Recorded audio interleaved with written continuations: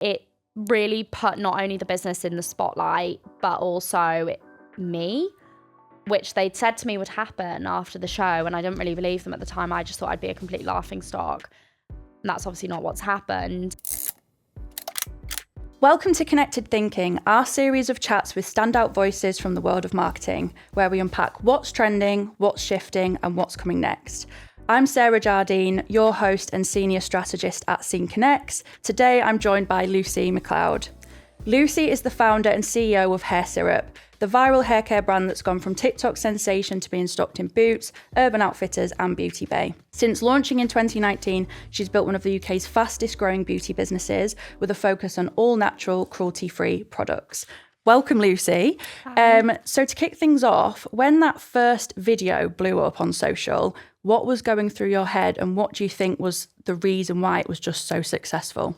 Honestly, I couldn't believe it when that first video went viral. I'd never intended for many people at all to see it. Certainly never intended for it to be some sort of a sales pitch, which it seemed to turn into once people started viewing it. I had a handful of followers before, never had any presence really on social media, never really used TikTok. So I didn't know how to make anything go viral, and I didn't know that it would go viral. So it was a big shock, big surprise when I woke up the next morning. But honestly, I think the secret to why that went so viral was that it was probably just such a relatable struggle at the time. You know, it was lockdown. So many people were giving themselves botched haircuts. All the salons were closed. They were bleaching their own hair, or they were just on some kind of a self-care journey. So I think people were just relating to what I was saying in my experience and just thought this is some constructive advice that they could follow to see a transformation. And obviously so much has changed since 2020 and lockdown, and obviously like there was the rise of TikTok. How do you think founders and brands can turn viral moments like that into lasting growth and see continued success? Honestly, I think it's really difficult because you see so many brands, especially on TikTok, coming and going, and they have these like really big viral peaks and then you don't really hear much about them 6 months later. But I think a big secret to longevity and success for a brand ultimately just comes down to the product. I think especially in beauty, because you can make something and, you know, it can go viral and you can maybe sell it to however many people, but ultimately it's repurchase rates that matter and people recommending it to their friends, etc. Like social media is great, but so much of my growth has happened organically through word of mouth and through people who use the product genuinely saying to their friends, their family members, oh my gosh, you should try this. I know this brand, I've been using it, rather than just purely relying on those, you know, quick 5 seconds of fame that you get on social media. So it's great that you had that like word of mouth presence, but in terms of influencers for Hair Syrup, what does that look like for you guys now? Can you take us through what that's looked like since you kind of started out and now working with influencers today? Lots of the big influencers, particularly across the UK, some of them across Australia, the US, they use Hair Syrup just because they've bought it. Obviously, we do things like PR standouts, but a lot of our gifting and our influencer initiatives, if you like, tend to focus on our customers, people who engage with our videos and our social audience more so than big celebrities. Literally a few weeks ago, we bought a VIP box at Ariana Grande and we're inviting people from our TikTok following, customers, people who we know love Ariana, missed out on their tickets. So we kind of like to shift slightly away from the traditional influencer route and work more with the wider communities because, you know, their voices are kind of just as powerful. Yeah, so one of the questions that we had actually was around sort of the Ariana Grande box that you've managed to secure. When it comes to influencer and community, how do you see them both working together and what do you think brands should do in future to make sure that they are catering to their community and, you know, it's speaking to all their audience? Honestly, I think it really changes from brand to brand. I don't think there's a right or a wrong way to do it. And I think that's where a lot of brands probably go wrong, is that they see this prescriptive method that someone else has done. They see it as a template and they think, okay, well, we'll do that. But it doesn't necessarily gel with the rest of their brand voice, brand messaging, and their social media strategies. So to be honest, my advice to brands all the time when it comes to, if you've got the sort of brand where it works particularly well, working with influencers or celebrity endorsements, things like that, just absolutely go for that. I never think anyone should sort of neglect their community, but I don't really like the idea of people just doing it because they think it's going to give them some sort of, it's going to make them look good, or it looks sort of charitable for them. It should just be a genuine, honest thing. Like with Hair Syrup, we're so genuinely engaged with our community. We don't sort of see ourselves as, even though people know that we are quite a big brand, we don't really see ourselves as that much of a big brand. So we like to keep that going through working with communities. But I would say, honestly, it changes from brand to brand. And I just think do what's right for your messaging, what's right for you, and what feels instinctively good as well. You've leaned heavily into TikTok Shop and e-commerce to build your brand without that initial retail touch point. What would you say to brands that are maybe nervous about starting out on social or relying heavily on social? I think social media is a really important part of most businesses, especially if you've got a product-based business. It's not crucial. A lot of people like to build a bit of a B2C presence and get a bit of a relationship with their customers before going into retail. But, some people do it the other way around. It kind of depends on things, in my opinion, like price point, packaging. And obviously, it's pretty difficult to get into a big retailer if your brand has got no presence, no followers, and nobody knows who it is, because it's a big risk for them to put something on their shelf that people are going to walk past and go, I don't know what that is. Like I said, unless you've got some really standout packaging and you've got a lot of money to put behind things like stands, retail stands. But yeah, I would say really good to get your well, not necessarily your face, but your brand's face out there on social media, get people talking about it, get a bit of a buzz about it before you start thinking about retail. And also you make your money is through your direct consumer channels. So focus on that, and then you'll have more of a leverage when you come to pitch to buyers. You'll be able to say, look, this amount of people have made videos about us on TikTok. We've had a cumulatively X amount of views, so people know who we are and they'll recognize us on the shelves. In one of our episodes, we had the head of marketing at Perfect Ted describe TikTok Lives as flattening the funnel, which we thought was really interesting because she spoke about how you can actually move your customer from an awareness stage all the way to sort of conversion and purchase within a TikTok Live. Have you found that to be the case with kind of what you do? And what do you think actually makes someone, convert through a TikTok Live? Yeah, we've got a bit of a love-hate relationship, I think, with TikTok Lives. I hear very mixed messages, and I hear brands like Perfect Ted who came onto TikTok Shop a little bit later. But I think honestly, and this is so true for all of the brands who I'm friends with, work with, when we were there from the beginning really with TikTok Shop, and we've kind of seen the ups and downs, and we were there when the shopping basket became integrated, shoppable lives became a thing, shoppable videos became a thing, and we have had so many trials and tribulations with lives in general that my team are a little bit cautious around them because, there's all these rules and you can get violations. So we find it quite stressful, to be honest. And we don't lean into lives as much as we used to. But like I said, it's probably just because we've had difficult past experiences with it. But it might be that in the future we just kind of need some fresh live presenters who can just come in with no preconceptions and then enjoy it. But yeah, TikTok Lives are really, really good. I tend to find that they work better, to be honest, if you've got discounts, bundles, flash sales. That's really where you get people engaged. But the algorithm's clever, and if they've been looking at your page and then the live pops up, they're totally right in what they're saying. It is a lot of the time what you need to get them over that purchase finish line. We can't not talk about Dragon's Den. It was quite a big part of sort of your journey and story. I read that it lasted like 3 hours of filming, which is crazy. What does it feel like when you're kind of stepping out of that elevator and all the dragons are there in front of you? Oh gosh, I can picture it right now. Surreal and terrifying. I'm a pretty confident girl. Like, I never get stage fright. I do a lot of public speaking. I used to do drama when I was in school.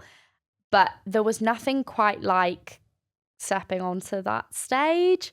And seeing them all sitting there, it was terrifying. I actually fluffed my lines the first time and I had to start again because my voice was shaking. And I don't know, there was something really, really intimidating about it. I think it's because I idolized these people, look up to them and thought, that's what I want to be when I'm older. And I kind of just felt like if I didn't impress them and they didn't like me, then I'd have taken that. I knew that I'd take it very badly, which obviously I did. So it was really different kind of pitch, wasn't it? I think you were great, but the reaction from the dragons, and it was all very dramatic. In terms of what that's meant for Hair Syrup and your business, would you say that it's actually been a really positive thing? Honestly, I say this to everyone. Going on Dragon's Den completely changed my life. And when I went in there, on paper, my business was doing well.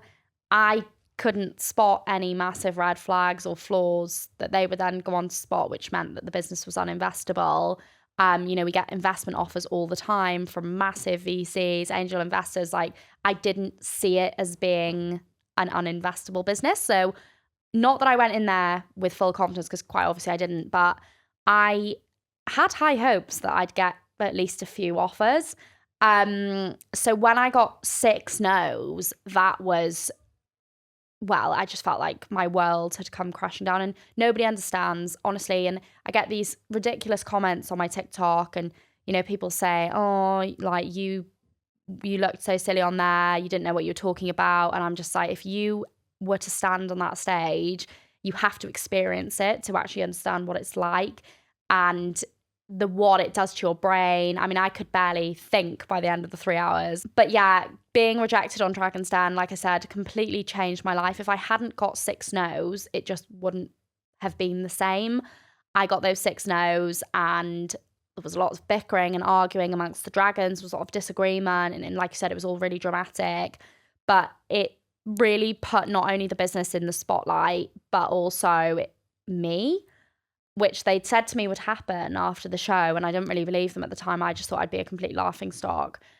And that's obviously not what's happened. So yeah, really put Hair Syrup on the map, as well as positioning me as kind of a young female British entrepreneur, which has been really amazing and life-changing. And if you could say something to the dragons now, what would you say to them? Do you know what? I would say that they were right about pretty much everything they said, although at the time it was difficult to hear. And I've actually actioned pretty much everything they said to me in those 3.5 hours. Was 3.5 hours of really great, solid advice. And I don't even know if I've consciously remembered, listened, and then action change, or if it's just sort of happened. But yeah, like when they were concerned about the over-reliance on TikTok Shop, for example, at the time, I didn't really see it that way. I just thought, well, it's great, it's a new platform, new channel. But since then, about 4 months ago, we were having a big problem on TikTok Shop where counterfeit hair syrup goods were being sold across the platform. So even if we had to close the shop for one day, last year, we would have been losing 50% of our revenue for a whole day, which when the business grows and you get bigger, that is monstrous. Like you can't risk that happening for no good reason other than the platform was unreliable. So I've actioned things like it's gone down. So it used to be 49% of our revenue, and now it's 24%. Where else have you moved to from TikTok Shop then? Is it your own website? We've grown our B2B. So although our TikTok Shop numbers are still growing, but like I said, the proportion of our revenue that comes directly from TikTok has shrunk. But it's not because we're selling less on TikTok Shop. It's because we're selling more elsewhere. So really this year has been all about strengthening our retail partnerships, helping get those volumes up, and it's worked really well. And, it's the direction that most beauty businesses end up going as they get a bit older. So yeah, it's worked really well. But like I said, there's so many examples I could give of what I felt like they were being really harsh and grilling me. And a lot of people who were watching the episode thought, oh, that's a bit unfair. And although what they were saying came across at the time as, like I said, harsh, it was definitely tough love. And I'm so glad I heard it, because it's really, really helped not only shape me as an entrepreneur, but also to help shape my business. And I think, like those teachers you had in school who might have been a little bit on your case, a little bit strict, a little bit shouty, and you always thought, oh my gosh, they're really mean to me, but it's because they see your potential and they want to see you do the best you can do. People think that I would like to turn around to them and say, haha, you were wrong, but not at all, because they were right. And yeah, that's what I would say. We're seeing more and more founders stepping into the spotlight now to represent their brands. How has being front and centre of hair syrup helped you connect with customers and build that human connection? I would say it's a really, really integral part of hair syrup as a brand. Again, it wasn't something that was done intentionally all those years ago, but because the whole reason hair syrup started was because I used to make very similar formulated DIY hair oils on my own hair, made a video about it. It was my video, it was my hair transformation, they were my products. It was a natural progression that the brand would be founder-led, because it was all about my hair and my hair health journey and everything that I'd done. So if I was selling something that was maybe white labeled or drop shipped, or maybe I was selling something that I didn't have such a personal connection to, I wouldn't be front and face of the brand in the same way that I am. Just because, although it's amazing for building community, building trust, it has its pros and cons. And sometimes I find myself, I got called an influencer at an event a few weeks ago, and I was just like, what? I was like, I'm not an influencer, I'm a business owner. They said, no, you are. And I was just sort of realized then, oh my gosh, this is kind of what it becomes.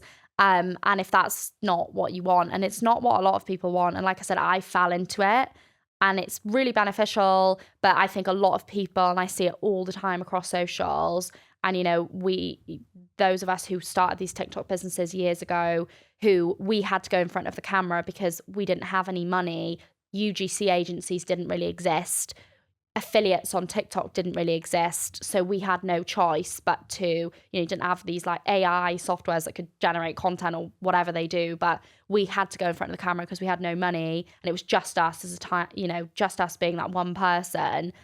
Whereas I think what we see a lot of now is people have watched how it's worked for, brands like mine, which was sort of the original TikTok brands, and people see it as this fast track to success. They think, oh, if I put my face, my story behind it, then it means I'm gonna do this and that. But I don't think people are aware of the other side of the coin. People have misconceptions about you, about your business. They judge your business based on you rather than based on the products you're supplying, services, etc., which, from a business perspective it's not really ideal. And that's probably a lot of like weight on you as well, making sure that you're constantly showing up, because it started as just you and now you've got a huge team, right?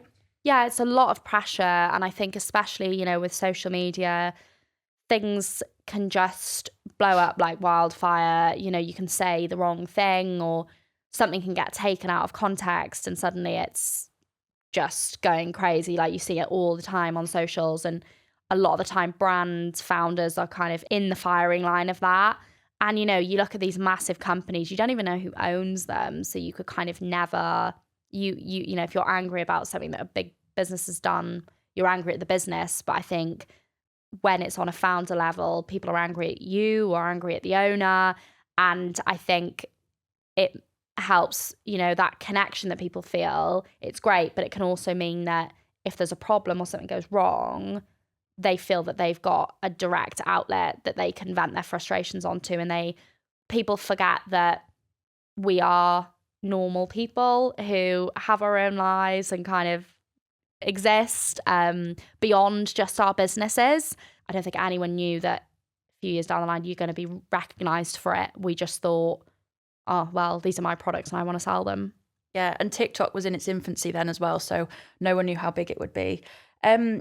So just before we go into quickfire, for anyone who's thinking about launching their own business, what's one piece of advice that you would share with them? One of the best pieces of advice, and I always give it, and it's so simple. I got a couple. One of them has to be don't say do. So I always hear people and they'll say to me, you know, I'll see them in August and I'll say, oh, I've got this idea, really want to do this. And I'm saying, that's fab, go for it. Here's how I'd advise you go about it. Anything you need, let me know. And then you see them again in January and then they say, and then I say, oh, how's it going on? Oh yeah, you know, haven't done it yet. And then you see them again next August and it's the same thing. And before you know it, 2 years have passed and they'll say, I always hear people will say, oh, well, I just don't know if it's good enough. I don't know if this is ready. And I'm not sure if, you know, the website's not good and I want to get this packaging looking better before I start. And my biggest piece of advice, just forget all of that. For me, starting is better than perfection. You can make things better along the way, but if you don't get started, you've got nothing to work on. You look at photos of hair syrup from when I first started and they were little hand poured bottles of hair oil with labels that I'd printed from a printer, cut out, stuck on with glue. And now they're these, you know, beautiful products that you see on the shelves of Boots.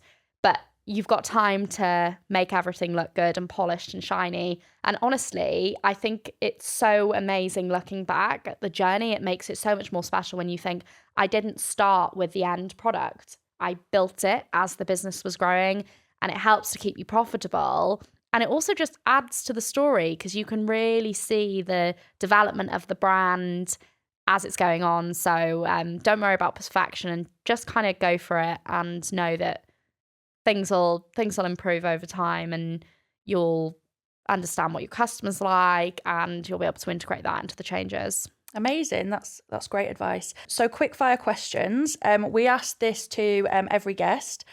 So favourite book or podcast that you'd recommend? It's got to be Diary of a CEO. Mm-hmm. Absolutely love it. I listen to it all the time. I just find it so interesting and they talk about really niche topics that I'm super interested in. Is it weird that, like, you know, Stephen Bartlett hosts that and you've had that sort of meet with him and at Dragon's Den? Is that something why you like it? Well, he's exactly the same. When I met him in real life, he's exactly the same. He was really nice in real life and he was exactly the same in real life as he was on the podcast.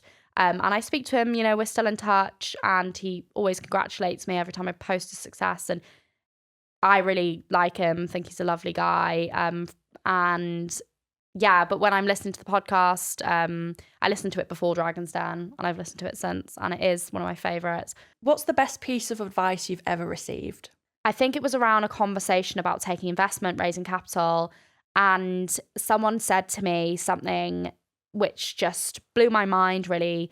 It was so simple, but when you're growing a business, you're constantly looking around for help and for someone to tell you, this is how you do it, this is the right thing. And I was just told that basically the advice I was given was, you know your business better than anyone. You know in your gut, your heart, what's right, what's due, and keep doing it. Don't let people come in unless you need to. Don't have someone come in and steamroll it and say, yeah, I've built 6 businesses before, so this is what we need to do. So your business really is a part of you and nobody understands it as well as you do. So that was really, really good advice and just helped me get some clarity that although you feel like you don't know what you're doing 99% of the time, you might not be the best, you might not know everything, but you know your business better than other people do. Amazing. Thank you so much, Lucie, for joining us on Connected Thinking. It's been great to chat. Thanks for having me.